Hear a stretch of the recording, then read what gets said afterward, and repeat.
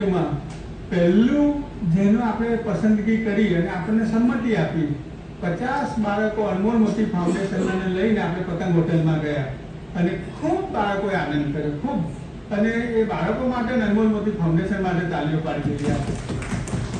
એટલે કાછેરામાં પહેલી પૂણી પણ પગરણ એટલું મજબૂત થયું કે હવે ભવિષ્યમાં બીજી પણ સંસ્થાઓને આપણે લઈશું. અને એ મિટિંગમાં જે પતંગ હોટલની હતી એ મિટિંગમાં પાયલબેનનું પ્રતિકૃતિ પતંગને આપીને સન્માન કરવામાં આવ્યું. રવિ ફાઉન્ડેશન તરીકે જયેશ પરીખ એટલે મારું સન્માન કરવામાં આવ્યું અને ખૂબ સુંદર પ્રોજેક્ટ આપણે પરિપૂર્ણ થયો છે.